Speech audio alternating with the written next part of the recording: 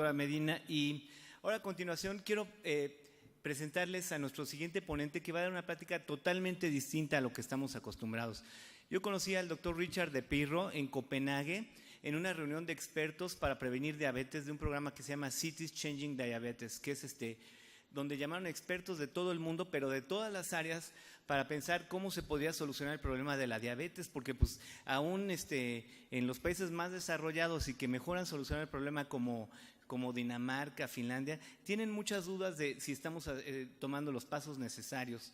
El doctor Richard de Pirro es el fundador del Instituto Mexicano de Urbanismo, es uno de los urbanistas más respetados de México, yo diría que del mundo. Estaba en uno de los simposios de expertos que les digo que están pensando cómo rediseñar las ciudades para hacerlas más saludables. Y normalmente él asesora mucho a gobiernos, se asesora mucho a los estados y a las ciudades y habla mucho con muchos tipos de interlocutores, pero no tanto con salud. Entonces creo que es una oportunidad muy especial la que tenemos de tener por primera vez exposición a este tipo de expertos y genios de la urbanización, que nos pueden dar muchas respuestas que a lo mejor nosotros ya estábamos pensando, pero no hemos tenido ese canal de conexión. Creo que es muy importante para nosotros. Entonces le doy la palabra al doctor Richard de Pirro, les pido un aplauso para él y ojalá podamos platicar con él terminando el simposio.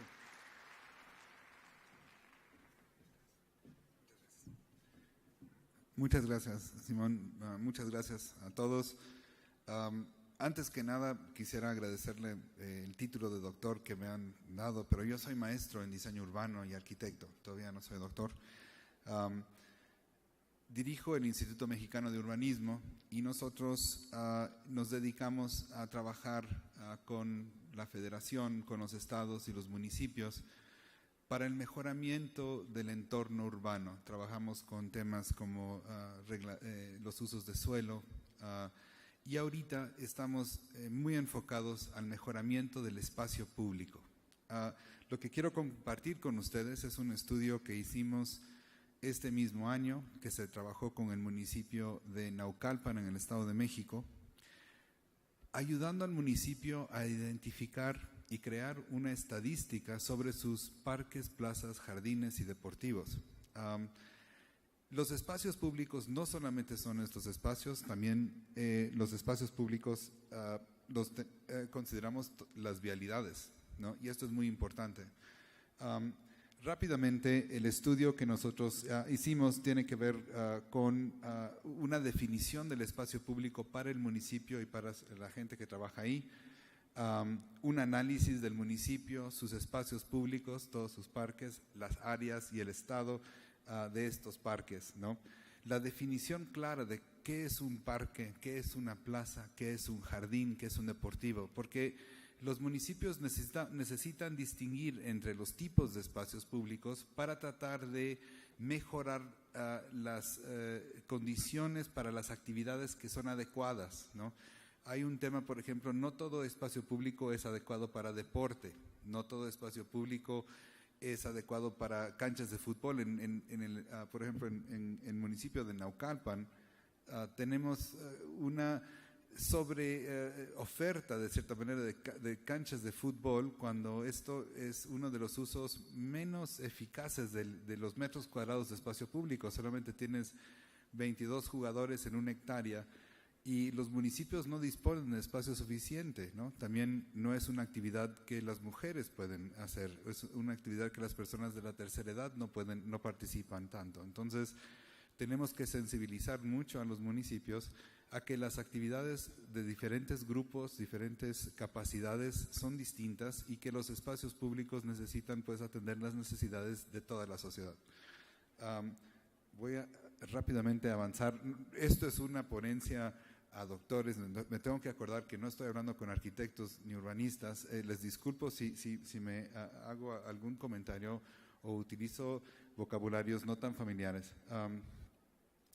Rápidamente, nosotros estábamos buscando, primero y antes que nada, generar un inventario con los municipios. Los municipios, ahora que estamos trabajando, por ejemplo, con el municipio, la delegación Iztapalapa, no tienen un padrón de sus espacios públicos. O sea, entonces lo que está pasando mucho es que cuando invierten en mejorarlos, siempre mejoran los que ya están en buen estado.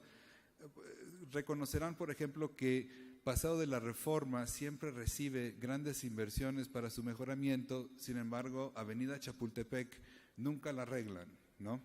Esto pasa a nivel de los municipios en todo, o sea, los parques que ya están bien los arreglan, mientras hay parques que no son seguros, no tienen iluminación, realmente no atienden a la población que los rodea y queda una gran cantidad de la población no atendida, y los parques son la medicina para la actividad exterior. Las ciudades tienen que ser bellas para que nos inviten a estar en ellas. Las calles tienen que ser seguras, las banquetas tienen que ser seguras para todos, ¿no? Cuando nosotros hablamos de gente de discapacidad, a veces la sociedad piensa exclusivamente en casos extremos, gente en sillas de ruedas o gente ciega completamente. Pero realmente un niño de 2 años o de 3 años no tiene la capacidad motriz de un joven de 18. Hay muchas más personas en este mundo que no ven bien que gente ciega, ¿no? Y tratando de que el esfuerzo del municipio vaya orientado cada vez más a la mayoría de la población. No necesitan siempre hacer grandes inversiones, a veces un poco de pintura va a crear nuevas condiciones de seguridad para la accesibilidad de los espacios. Rápidamente aquí estábamos viendo pues el padrón, la metodología de evaluación que nosotros hemos creado, que creamos una base de datos, las líneas de acción que se recomiendan por parque, ¿no? Plaza o jardín. A veces los municipios cuentan con recursos para pintar. Entonces, lo que estas bases de datos hacen es que les dan a ellos una indicación dónde o cómo tienen que pintar qué espacios. A veces sus recursos que bajan son para arreglar parques de una manera completa. Entonces, estos estudios también les marcan, si vas a arreglar los parques, cuáles tienes que arreglar y qué es lo que necesitan para hacer mejores sitios o espacios públicos. Y luego tenemos un ejemplo nomás rápidamente de cuáles son los elementos más básicos del espacio público que se requieren. El espacio público, como bien les explicaba, pues se compone no solamente de parques, plazas y jardines, sino de las vialidades primarias, secundarias y locales.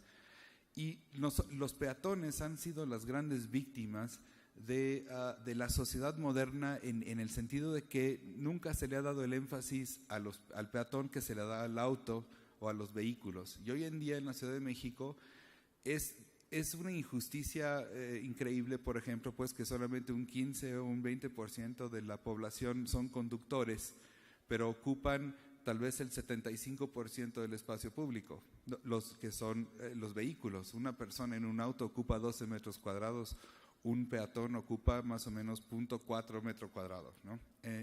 Tenemos que reequilibrar mucho la distribución del espacio público y de sus usos para mejorar las condiciones, para que nosotros tengamos realmente el espacio a nuestra disposición para tener esta posibilidad de hacer este movimiento, este ejercicio de caminar a todos lados o tener accesible los usos, por ejemplo, de servicios o comercios, que no nos obliguen siempre a tener que subirnos a un auto, ¿no? O a un transporte público incluso.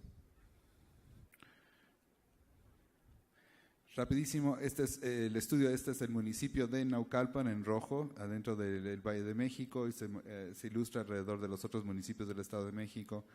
El municipio de Naucalpan, como ejemplo, tiene un 50% de su suelo, es realmente área no urbana, ¿no? Perdón, nomás aquí nosotros tratamos de generar en esta guía para el municipio esta definición clara de cuáles son los espacios públicos y cómo se caracterizan. Y luego esta caracterización pues ilustramos con ejemplos claros del municipio, qué son los parques o qué son los jardines. Mucho tiene que ver con la escala del espacio público, o sea, un jardín típicamente tiene menos de 1 hectárea, o sea, menos de 100 por 100 metros, y un parque pues típicamente tiene más de 1 hectárea. Las actividades adecuadas, una plaza no debe de tener árboles, por ejemplo, la plaza sirve o tiene más bien usos ceremoniales, un deportivo tiende a tener pues instalaciones para deporte, incluyendo baños o vestidores, y pueden recibir distintos recursos de distintas fuentes. Aquí algunos ejemplos más. En esta tabla nosotros resumíamos un poco las actividades que corresponden a estas diferentes tipologías de espacios públicos, ¿no? Esto porque cuando nosotros analizamos los parques, necesitamos entender qué tanto cumplen con la posibilidad de permitir estas actividades. Luego tenemos las condiciones urbanas del contexto de los espacios públicos. Por ejemplo, un parque con calle a 4 lados, ¿no? Es una situación muy buena de accesibilidad para la sociedad, pero crea muchos más cruces peatonales que tiene que atender el municipio. No necesariamente es un lugar ideal para que los niños jueguen con pelotas, por ejemplo, porque les causa más cruces con los vehículos. A veces un parque de 3 lados o de 2 lados va a ser mucho más seguro para las actividades físicas de los jóvenes, pero en la noche, por ejemplo, un parque con rincones oscuros, si no está bien iluminado, ese mismo espacio que hace muy seguro el sitio para juego de niños, hace un lugar muy peligroso en la noche, porque esos rincones uno no se entera pues desde la calle, y lo que hace seguro a los espacios públicos es la vigilancia natural de nosotros, los ciudadanos. No son seguros porque hay policías, ni porque hay cámaras. Los espacios públicos son seguros porque los vecinos y las personas los vigilan, los utilizan. Nosotros aquí ven cómo identificamos, por ejemplo, en un mapa del municipio de Naucalpan, todos los espacios, identificamos cuáles son parques, plazas o jardines. Inevitablemente también sabemos cuántos metros cuadrados tenemos. Típicamente nosotros vamos a tomar la población a 100 o 200 metros del parque. Cambia el rango peatonal si hay topografía o no hay topografía. En lugares donde hay mucho cerro, el rango peatonal es mucho más corto. Una persona no puede caminar en planito 250 o 300 metros sin pensarlo, pero si ya estás con pendientes arriba del 5% en las calles, las distancias se acortan mucho. Entonces, esto lo utilizamos para tratar de entender cuántas personas atiende un parque y cuántos metros cuadrados hay de parque por habitante. Este es, por ejemplo, el padrón de los parques del municipio de Naucalpan, que sirve para que el municipio tenga una especie de checklist de sus parques y nosotros los calificamos. Ahora, nosotros para calificar los parques tenemos una metodología que busca claramente entender la accesibilidad a los parques, que quiere decir los cruces peatonales que estén bien señalizados, que tengamos rampas, por ejemplo, para que las mamás con carriola o las personas con sillas de ruedas. La parte de habitabilidad, si tienen bancas, si hay espacios para deporte, si hay espacios para distintas actividades. Y la parte de seguridad, que es, por ejemplo, alumbrado público en las noches, ¿no? Claramente señalados los accesos, las bardas o incluso las guarniciones bien pintadas para que en situaciones de luz o de visibilidad no muy buena para los usuarios puedan ellos estar bien seguros en los espacios. Este es el formato que utilizamos para evaluar los parques, que son 32 preguntas que tienen que contestar o se contestan sobre cada espacio. Se genera una base de datos que nos da una estadística municipal. Por ejemplo, aquí evaluamos 14 distintos parques del municipio. Los que están en rojo, los semáforos rojos, indican parques que tienen calificaciones negativas y que requieren de acciones para realmente mejorar su condición. Irónicamente, en el municipio de Naucalpan, los 6 parques que estaban en reconstrucción ya tenían calificación verde, no necesitaban inversión. Sin embargo, parques que atendían mucho más población y estaban en muy mal estado no recibían ninguna inversión. Aquí se ve cómo se van calificando cada espacio, cada parque. Al final, aquí se pueden dar una idea, como nosotros presentamos al municipio la estadística. Verdes son parques en buen estado, plazas o jardines. Tienes rojo, que están en mal estado. Estas tablas incluso indican los metros cuadrados por ciudadano atendido, ¿no? En Naucalpan hay parques que solamente tienen 9 centímetros cuadrados por los ciudadanos que, o sea, tienes una población, por ejemplo, de 9,000 ciudadanos a 150 metros de un parque que está solito y el parque es muy chiquito, acabas con 9 centímetros cuadrados por habitante y ese parque además está en pésimo estado de seguridad, ¿no? Entonces, estas son las herramientas que hemos creado para que la gente en autoridad pueda tomar decisiones bien orientadas y no operen de manera intuitiva sin tener las herramientas pues, para saber dónde tienen que ejercer acciones, sino que improvisan mucho y esto no sale en beneficio de la mayor posibilidad de personas. Rapidísimo nomás, analizamos las vialidades, pero no me voy a meter ahí, los cruces peatonales, por ejemplo, que es parte del espacio público, nomás de manera demostrativa. Aquí ejemplificamos cómo son los problemas de los cruces y lo que se tiene que corregir. Y nomás rápidamente tenemos toda la parte de que hacemos ya las recomendaciones y las líneas de acción específicas según la problemática de cada parque. Y voy a rápidamente nomás de las cosas que más faltan en los parques son nombres, la identidad y 2 reglas básicas para que la gente pueda compartir el espacio. Para nosotros el espacio público tiene que ser seguro para el desconocido, es como la regla básica del Instituto Mexicano de Urbanismo, es proteger el derecho del desconocido. Estamos apoyando mucho a lo que los grupos de vecinos ayuden y tomen control de sus parques, que cuiden de los parques, que cuiden de la jardinería, que le avisen a la autoridad si hay problemas en los parques, pero tenemos un problema de una posesión de los vecinos que tiende a crear situaciones muy inseguras para el desconocido. Y ustedes, todos nosotros, a 200 metros de nuestra casa ya somos desconocidos. Entonces necesitamos crear una condición también de seguridad para que siempre sea agradable salir al exterior y sea seguro para todos. Aquí vienen ya las tipologías de calles, no me voy a meter, nomás ilustrándoles el trabajo que hacemos para la articulación de los diferentes tipos de cruces y accesos para los peatones, los elementos básicos de los parques, plazas o jardines, las bancas, los basureros, los volardos para iluminar los caminos, para que la gente camine y salga a caminar de noche, los bebederos, alumbrado público, lugares para estacionar sus bicicletas y luego, por final, para cada municipio creamos paletas vegetales para simplificar el proceso de seleccionar especies adecuadas para la geografía del sitio. Esto es la parte tal vez más importante, la belleza en el espacio público, la belleza de nuestras ciudades. Nosotros tenemos que trabajar mucho, los urbanistas, y ahora que he tenido estos nuevos amigos, doctores, que me han enseñado tanto sobre el tema de salud, que nos han dado una nueva dimensión y relevancia a nuestro trabajo, por la cual estamos muy agradecidos realmente, es trabajar juntos con ustedes para crear los ambientes idílicos para que las personas realmente incrementen su actividad y sean felices en el exterior, ¿no?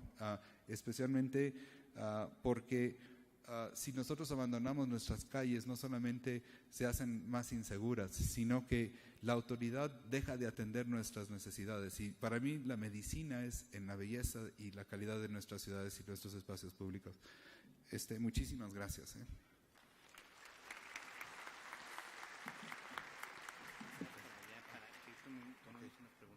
Muchísimas gracias, doctor de Pirro, por esta excelente presentación. Le pedimos a la doctora Medina que pase también al podio.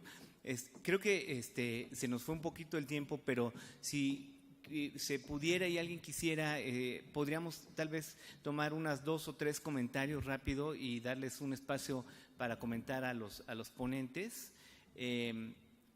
Yo creo que una de las cosas muy importantes que acabamos de ver es cómo es toda una ciencia lo del entorno, cómo así como nosotros evaluamos y vemos muchas barreras en todo lo que tiene que ver con estilos de vida, la cuestión urbana también tiene muchos retos y ya vieron todo lo de espacios, cómo se tiene que hacer, cómo se está haciendo y tenemos que avanzar en eso. Les doy la palabra, les voy a pedir a lo mejor que den los 3 su comentario lo más breve posible y luego ya hacemos la ronda de respuestas. Muchas gracias, doctores. Sí, nada más es una pregunta sencilla.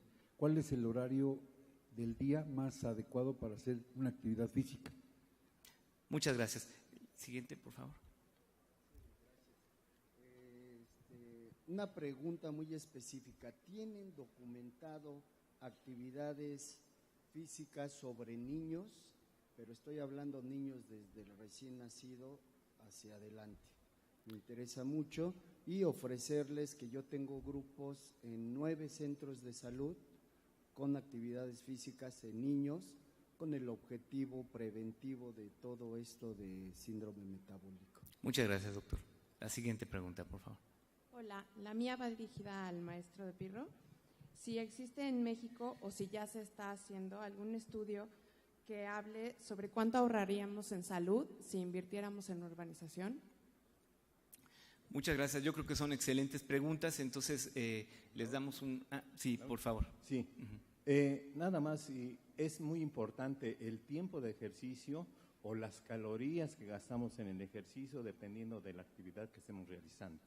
Porque 400, 500 calorías ya nos hace bajar triglicéridos, el peso, sobrepeso también, y modificando la alimentación, creo que la cantidad de calorías es más importante que el tipo de ejercicio que debemos de hacer. Ok, vamos a… Entonces, si quieren tomar las respuestas ahí entre los dos. Sí, rápidamente. Bueno, en cuanto a horarios, no importa el horario. Más bien, lo más importante para las recomendaciones es que adaptemos la actividad física a los horarios de las personas. De esta forma podemos asegurar el apego, que es lo que queremos, ¿no? Si la persona únicamente puede hacer actividad física de noche, perfecto, no tiene ningún problema en hacerlo, ¿no? La siguiente es que si tenemos medición de actividad física en niños, en la nueva encuesta de Medio Camino ya tenemos el cuestionario de actividad física para niños de 10 a 14 años, pero todavía no tenemos ningún tipo de preguntas para menores de 10 años. Y la siguiente es cuanto al gasto calórico. Más bien lo que se intenta es, por ejemplo, dependiendo qué paciente tengamos, ¿no? Si tenemos un paciente sedentario inactivo, es una persona que a lo mejor no puede realizar muchos minutos o mucha intensidad de actividad física, ¿no? La idea es que vayamos paulatinamente incrementando tanto tiempo como intensidad. Y tiene toda la razón el doctor. Al final, lo que queremos es que disminuyamos los factores de riesgo, ¿no? Pero en este caso, si vamos aumentando paulatinamente, a lo mejor en el siguiente mes, esta persona ya logra hacer 30 minutos continuos de una actividad moderada, que se ha visto que la actividad moderada vigorosa ayuda a la reducción de factores de riesgo. Gracias. Bueno, comenzando con el tema de horarios, también por parte del diseño del espacio público. Nosotros, para garantizar la seguridad de los espacios públicos, pensamos mucho en los horarios, porque los usuarios cambian según la hora del día. Y hay que cuidar mucho que los parques estén equipados para atender estas distintas personas. Por ejemplo, un parque a las 11 de la mañana, típicamente se encuentra unas personas de tercera edad o mamás jóvenes que están con niños chiquitos. Ya después de que están en la escuela, las actividades del parque cambian, tienden a ser niños o jóvenes. Luego en las noches, que es cuando muchas de las personas llegan de trabajar, tenemos que procurar mucho trabajar con iluminación y las instalaciones para que la gente pueda ir al parque en la noche para ejercer actividad. No solamente es la actividad física, sino la actividad social, que es tan importante, que los espacios sean sanos, no solamente porque podemos estar en movimiento, sino porque deseamos estar con otras personas, porque compartimos de un espacio que nos atrae, que nos invita a salir, pues, ¿no? Eso crea también estas condiciones tan críticas de seguridad por la vigilancia natural. El estudio que me preguntaron nos urge realmente. Yo creo que ahora que estamos teniendo este encuentro, pues, entre estas dos disciplinas que por tanto tiempo aparentemente estábamos tan separados, aunque los urbanistas siempre atribuimos el nacimiento del urbanismo a este estudio que se hace en Londres sobre el cólera en 1840, que se hacen los primeros mapas de la ubicación de los pozos contaminados y las disfunciones, y también tenemos una especie de génesis común, ¿no? en la estadística urbana sobre la salud. No hay, según yo sepa, pues todavía algo que claramente le dé a la autoridad una indicación de si invertimos tantos pesos por metro cuadrado en espacios públicos, vamos a ahorrar tanto. en salud, en gastos de salud. Sin embargo, hoy en día, pues por lo menos ya comienzan a aparecer estudios que tienen más que ver con temas de alumbrado, o sea, de que el alumbrado público, cómo ahorra o cómo disminuye el tema de crimen en el espacio público, narcomenudeo, robo, violaciones.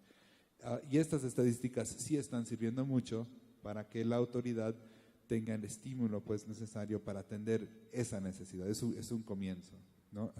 Yo creo que es todo. Muchas gracias. Pues yo creo que tenemos varias lecciones. Obviamente hay muchas cuestiones que a lo mejor sería bonito elaborar después. Los datos de los ponentes están disponibles por los organizadores.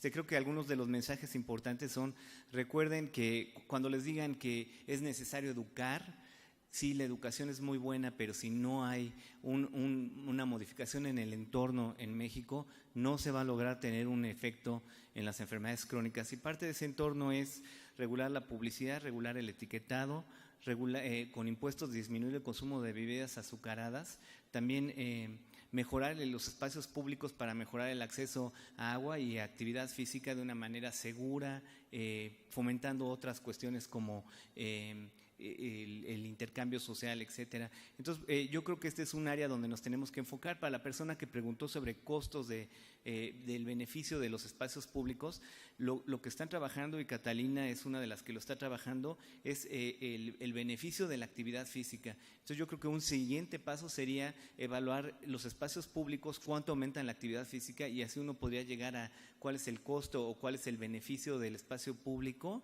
a través de actividad física para incidir en salud. Son estudios que son muy posibles de hacer, de modelado. Si no quieren agregar algo más, con esto concluimos. Les agradecemos muchísimo su atención. Buenas tardes.